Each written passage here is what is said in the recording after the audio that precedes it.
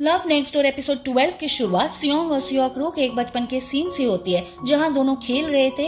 सियोकरो फूल और पत्तों को पीस रही थी और उसे कहती है कि इससे तुम बहुत अच्छा दिखोगे। यह बोलकर वो उसके लिप्स पे लगा देती है, लेकिन अब ये रंग उसके होठों से और उंगलियों से नहीं जा रहा था, इसलिए वो रोने लग जाता है। सियोकरो कहती है कि चिंता मत करो, कल तक सब चला जाएगा। सियोंग पूछता है कि अगर नहीं गया तो?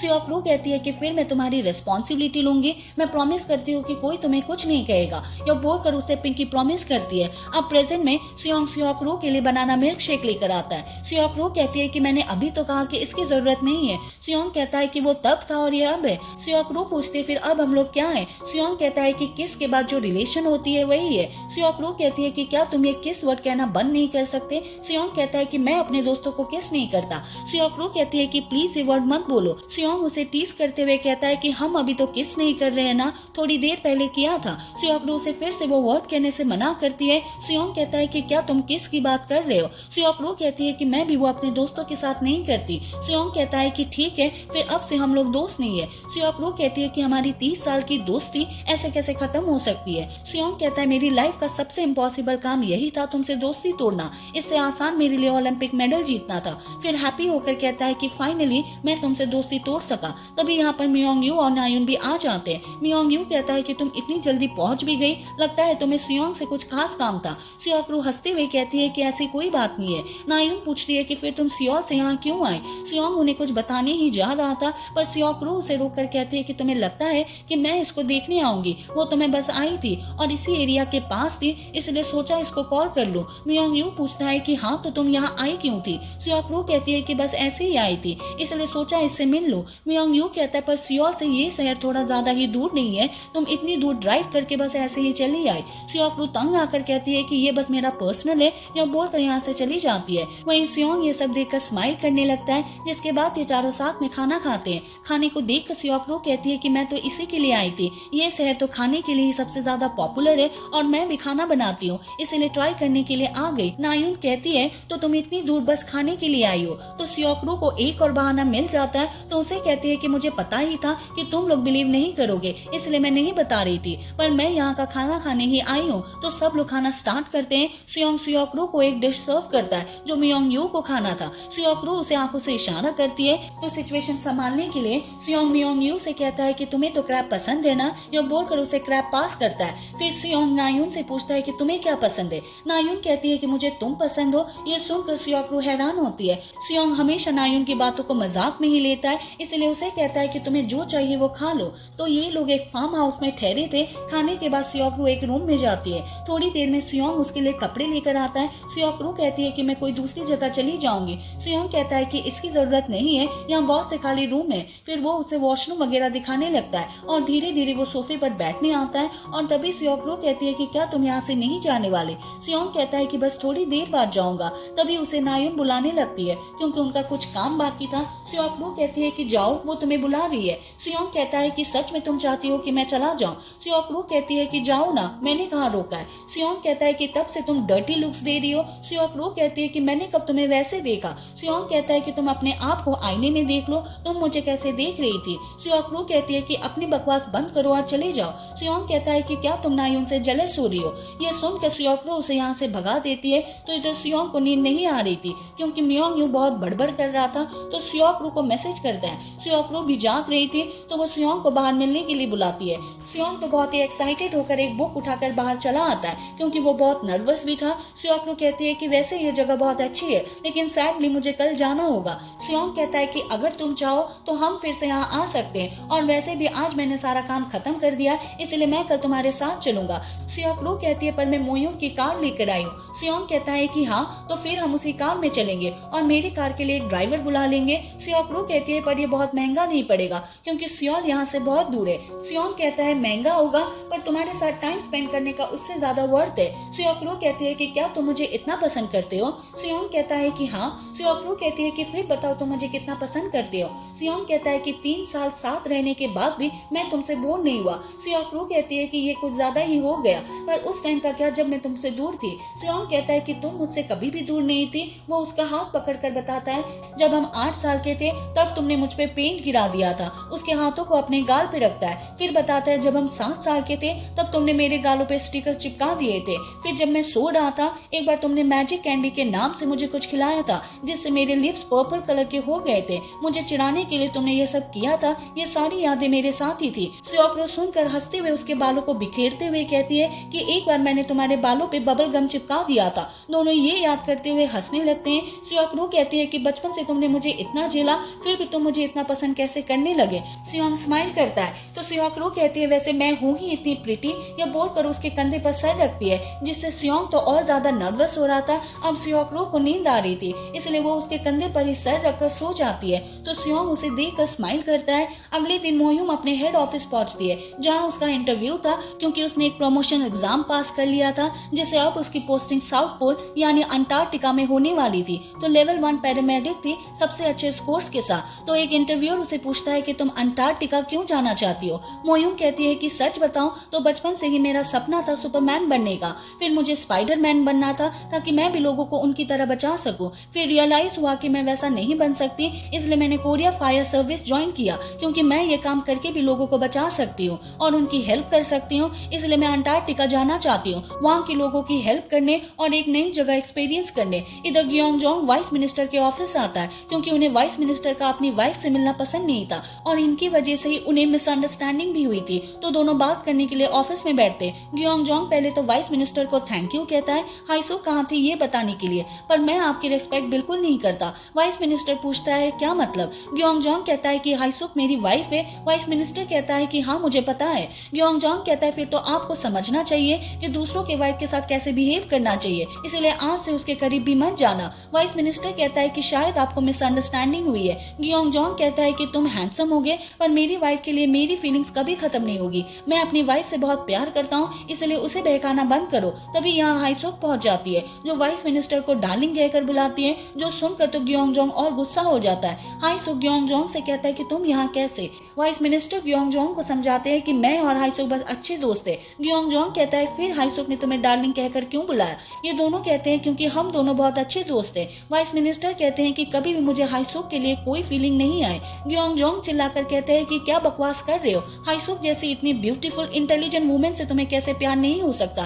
क्या तुम कोई रॉबर्ट हो। तो वाइस मिनिस्टर उसे बताता है कि वो गे है और उन्हें आदमियों में इंटरेस्ट है। ये सुनकर ग्योंगजोंग के तो होश ही उड़ जाते हैं। तो ग्योंगजोंग बाहर वेट करता है। हाइसुक वाइस मिनिस्टर से बात करके बाहर आती है। ग्योंगजोंग का मुंह तो लटका हुआ था। हाइसुक तो उससे बहुत गुस्सा थी। ग्योंगजोंग उन्हें मनाने लगता है। हाइसुक कहती है कि तुमने मुझ पर डाउट कैसे किया। ग्योंगजोंग कहते हैं कि मुझे तुम पे डाउट नहीं था, मुझे उस कमीने पे डाउट था। वो हमेशा तुम्हारे आसपास मंडराता रहता था इसलिए मुझे लगा कि उसके बुरे इरादे, पर मैंने जो भी किया उसके लिए सॉरी। पर तुमने मुझे इस बारे में पहले क्यों नहीं बताया, फिर तो मुझे कोई मिसअंडरस्टैंडिंग ही नहीं होती। हाइसुक कहती है कि मेरी बेस्ट फ्रेंड ने मुझ पर ट्रस्ट करके ये सीक्रेट बताया था तो तुम्हें कैसे बताती।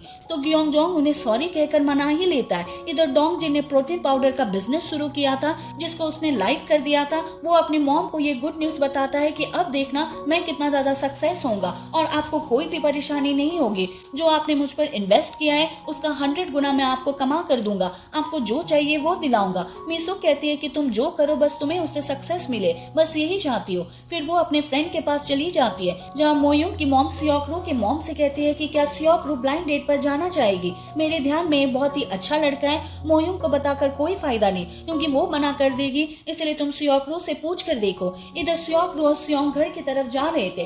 स्योंग कहता है कि तुमने पूरे रास्ते में कहीं भी कार नहीं रोका, रेस्ट करने के लिए भी नहीं। स्योक्रो कहती है कि सॉरी क्या तुम्हें वॉशरूम जाना था। स्योंग कहता है कि नहीं, दोनों साथ में थोड़ा टाइम स्पेंड कर लेते। स्योक्रो कहती पर मुझे मोयूम की कार लौटानी थी इसलिए जल्दी आना पड़ा। तभी स्योक्रो की मॉम उसे बुलाती है। स्योंग और स्योक्रो उन्हें साथ में आने का बहाना देने ही वाले थे पर उसकी मॉम कहती है कि छोड़ो ना वो सब, मुझे ये बताओ क्या तुम ब्लाइंड डेट पर जाना चाहोगे। जैसुक आंटी के ध्यान में एक बहुत ही अच्छा लड़का है। स्योंग शॉकिंगली कहता है कि ब्लाइंड डेट क्यों। स्योक्रो कुछ कहे उससे पहले स्योंग कहता है कि ये नहीं जा सकते क्योंकि ये ब्लाइंड डेट पर जाने की सिचुएशन में नहीं है। स्योंग उन्हें घर चलने के लिए कहता है पर मिसुक उसे अभी जवाब देने के लिए कहती है। तभी उनके पीछे से मोयूम आ जाती है तो ये दोनों मोयूम को लेकर स्योंग के ऑफिस चले जाते हैं। मोयूम उसका ऑफिस अच्छे से देखने लगती है। मोयूम चेयर पर आकर बैठती है। स्योंग कहता है कि हाँ आराम से तुम रेस्ट करो। मोयूम कहती है फिर रिपोर्ट कौन देगा। स्योक्रो पूछती है कि कैसा रिपोर्ट। मोयूम कहती है कि कल जो तुम मेरी कार लेकर चली गई थी और आज सुबह भी भी नहीं आए, यानी रात में तुम दोनों साथ ही में थे, तो बताओ तुम दोनों डेट कर रहे हो ना। सुयोक रो उसे एक्सप्लेन करने लगती है कि मैं सुयोंग के साथ थी, पर हम रात में एक रूम में नहीं थे, इसलिए तुम जैसा सोच रही हो वैसा कुछ नहीं हुआ। सुयोंग कहता है कि हम लोग अलग रूम में सोए थे। मोयूंग कहती है कि चलो मान लिया, पर तुमने मेरे सवाल का जवाब नहीं दिया, तो तुम दोनों डेट कर रहे हो ना। सुयोंग उसे बता देता है कि हाँ हम दोनों डेट कर रहे हैं, जो सुनकर मोयूंग तो बहुत ही खुश होती है और कहती है कि फाइनली तुम दोनों को साथ देकर मुझे राहत मिली। सुयोक रो कहती है कि हमारे डेट करने से तुम इतनी खुश क्यों हो। मोयूंग कहती है क्योंकि तुम दोनों को देखकर मैं फ्रस्ट्रेशन से मर रही थी। जिन्होंने भी तुम दोनों को देखा उन सभी को लगता था कि तुम दोनों में कुछ चल रहा है, और मुझे तो बचपन से ही पता था। सुयोंग कहता है कि तुम्हें कैसे पता था जब बचपन में हमें ही नहीं पता था। मोयूंग कहती है इसे पावर ऑफ वर्ड्स कहते हैं। 1996 का फ्लैशबैक देखते हैं। सुयोंग और सुयोक रो हमेशा एक साथ ही खेलते थे, इसलिए दूसरे बच्चे उन्हें हमेशा कपल बोलकर चिढ़ाते थे, यहाँ तक कि उनके लिए गाना भी गाते थे और उन्हें कहते थे कि पहले प्यार भी होगा और शादी होगी फिर बच्चे होंगे। यह सुनकर तो सुयोक रो उन्हें हमेशा मार कर भगा देती थी और तब से ही मोयूंग उन्हें नोटिस कर रही थी। फिर 1997 में भी दोनों हमेशा हर जगह साथ घूमते थे। दूसरे बच्चे उनसे पूछते थे कि तुम दोनों हमेशा साथ क्यों घूमते हो। वो कहते हैं क्योंकि हम पड़ोसी है। बच्चे कहते हैं कि फिर भी लड़का और लड़की को साथ नहीं घूमना चाहिए। यह बोलकर फिर से उन्हें कपल वाला गाना गाकर चिढ़ाने लगते। सुयोक रो उन्हें मारने लग जाती है और मोयूंग उन्हें ही नोटिस कर रही थी। इस तरह बचपन से ही हर जगह इन दोनों को कपल की तरह देखा जाता था। मोयूंग कहती है कि तुम दोनों बचपन से ये सुनते आ रहे हो, इसलिए भले ही तुम दोनों एक दूसरे को पहले पसंद ना भी करते थे, पर तुम दोनों के दिमाग में ये बात फिट हो गई थी। सुयोंग मजाक में कहता है कि इसका मतलब मैं बेकाओ में आकर सुयोक रो से प्यार कर बैठा। सुयोक रो कहती है कि बचपन से तो हम तीनों साथ घूमते थे, फिर लोग हम दोनों को ही क्यों कपल मानते थे। मोयूंग कहती है क्योंकि मैं इस लाइन से बाहर हूँ। सुयोंग कहता है कि तुम्हारी आंखें सच में खराब है। सुयोक रो कहती है कि वैसे तुम आज यूनिफॉर्म में बहुत कूल लग रही हो। मोयूंग बताती है कि आज इंटरव्यू था। सुयोक रो तो बहुत एक्साइटेड होती है और कहती है कि मतलब तुमने एग्जाम पास कर लिया और तुम सच में अंटार्कटिका जाओगी। जो सुनकर मोयूंग थोड़ी सोच में पड़ जाती है। फिर वो घर आती है तो योंडो को देखकर बहुत खुश हो जाती है। योंडो भी उसे देखकर बहुत हैप्पी होती है। तो कुछ ही दिनों में उनकी बॉन्डिंग बहुत ही अच्छी हो गई थी। मोयूंग उससे पूछती है कि तुमने दिन में क्या किया। योंडो बताती है कि मैंने ग्रैंड माँ के साथ बुक्स पढ़ी, फिर हमने थोड़ा काम किया। मोयूंग तो अपनी मॉम से पूछने लग जाती है कि आप योंडो से काम क्यों करवा रही है। योंडो कहती है कि मैंने उनकी हेल्प की क्योंकि मुझे हेल्प करना पसंद है और हमें साथ में काम करने में बहुत मजा आया। मोयूंग की मॉम उससे कहती है कि तुमने सोचा भी कैसे कि मैं इतनी प्यारी सी बच्ची से काम करवाऊंगी। ये तो मेरी भी फेवरेट है और वैसे भी मैं तुम्हें कह कर थक चुकी हूँ, पर अगर तुम्हें शादी नहीं करनी है तो फिर कहीं से भी मुझे योंडो जैसी प्यारी सी पोती ला कर दो। पर मोयूंग फिर से टॉपिक चेंज कर देती है। योंडो पढ़ने बैठती है। मोयूंग कहती है कि तुम हर वक्त पढ़ती रहती हो, तुम्हें बोरिंग नहीं लगता। योंडो कहता है कि पता नहीं। तो मोयूंग कहती है कि तुम्हें और क्या करना पसंद है, साइकिल चलाना या रोलर स्कूटर चलाना। योंडो कहती है कि मुझे ये सब नहीं आता। मोयूंग पूछती है कि क्या तुम्हें बाहर खेलना पसंद नहीं है। योंडो बताती है कि डैड कहते हैं कि बाहर बहुत खतरा है। मोयूंग समझ जाती है कि डैनहो ने ऐसा क्यों कहा। इसके बाद वो योंडो को घर के गेट के बाहर रॉक पेपर सीजर खेल रही थी। डैनहो वहाँ आता है तो मोयूंग को थैंक यू कहता है योंडो का ख्याल रखने के लिए। तो मोयूंग उसे कल छुट्टी लेने के लिए कहती है और 10 बजे रेडी होकर यहाँ मिलने के लिए कहती है। कल वो लोग कहीं जाएंगे ये उसे भी नहीं बताती, पर योंडो घूमने जाने के लिए बहुत ही ज्यादा एक्साइटेड होती है। इधर सुयोक रो सुयोंग के ऑफिस में अपने दिए हुए प्लान को अभी तक देखकर बहुत खुश होती है। सुयोंग पूछता है कि क्या तुम सच में उस ब्लाइंड डेट पर जाने वाली हो।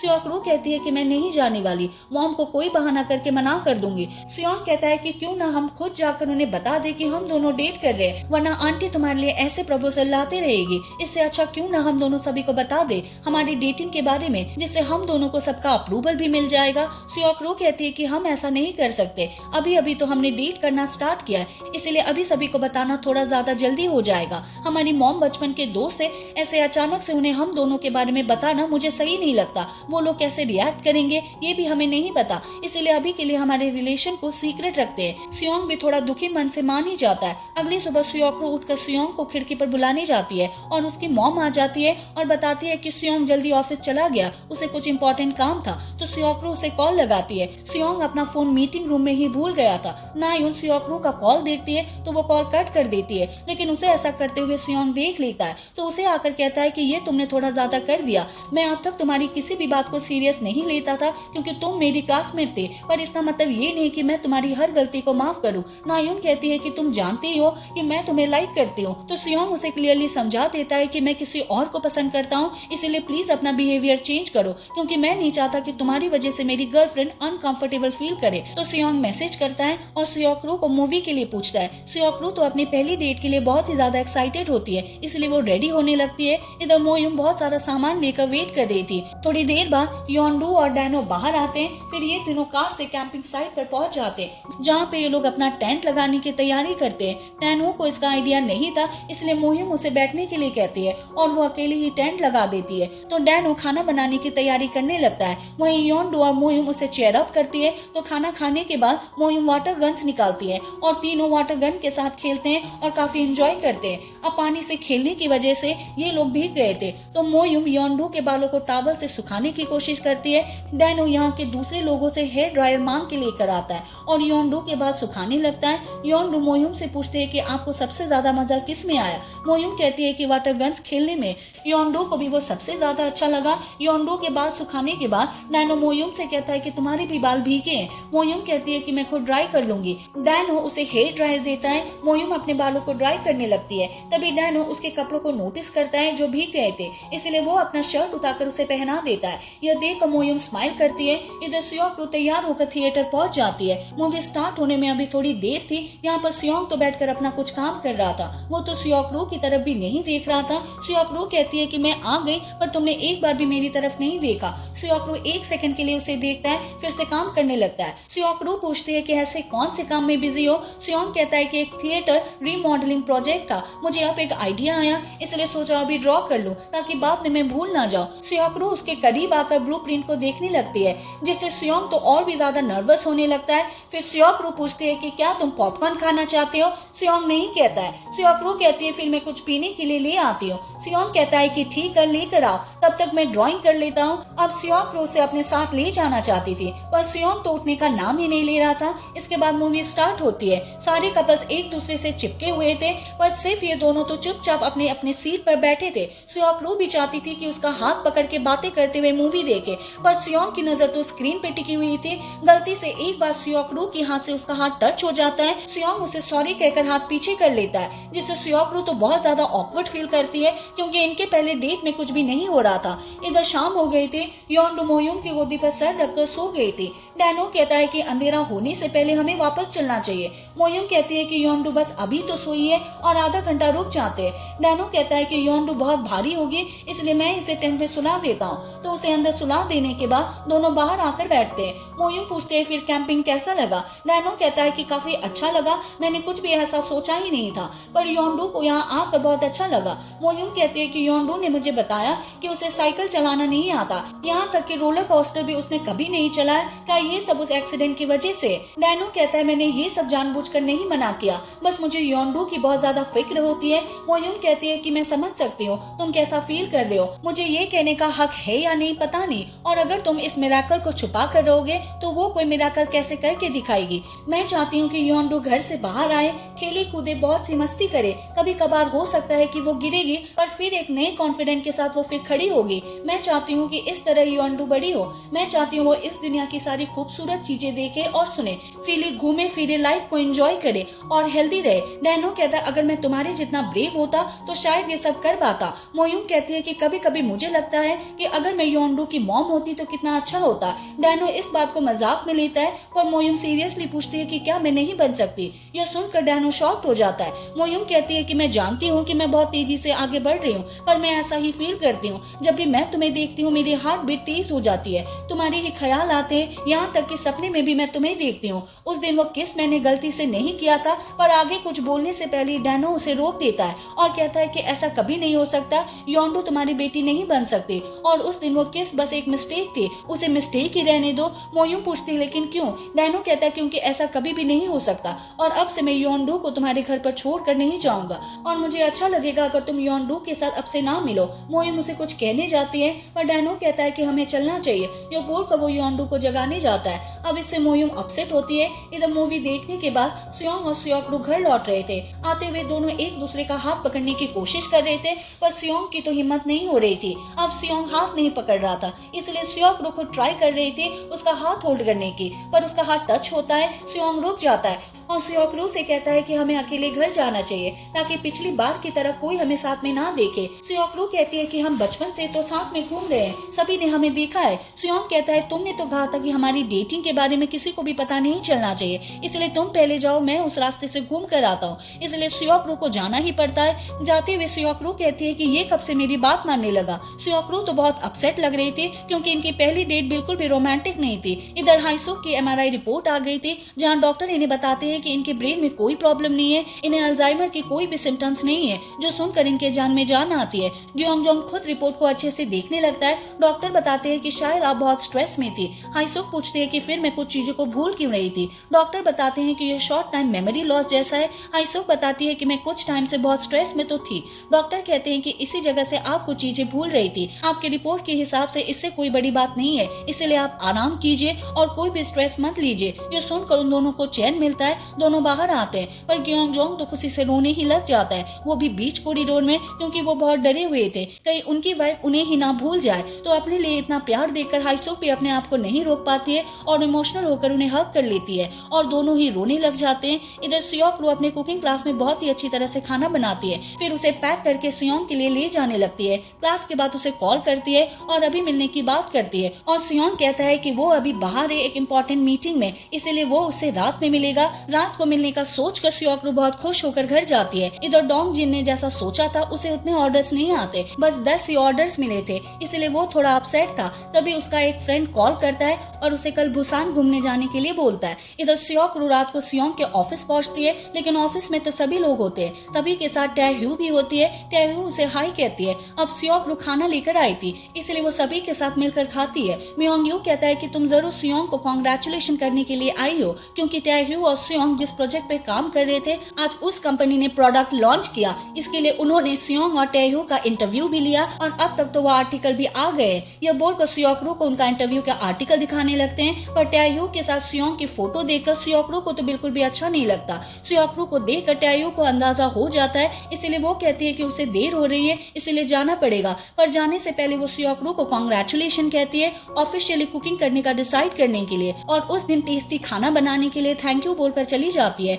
जाते हुए सियोंग उसे कहता है कि सेफली घर जाना। अब उन्हें देखकर सियोक का फेस फिर से उतर जाता है। तो सबके जाने के बाद सियोंग के कैबिन में वेट करती है। उसे अपसेट देखकर सियोंग कहता है कि मैंने तुम्हें मैसेज किया था कि रात को हम ऑफिस में नहीं मिल सकते, पर सियोक ने उसका मैसेज नहीं देखा था। फिर सियोक उसे पूछती है कि तुमने मुझे इंटरव्यू के बारे में क्यों नहीं बताया, क्या टैह्यू की वजह से?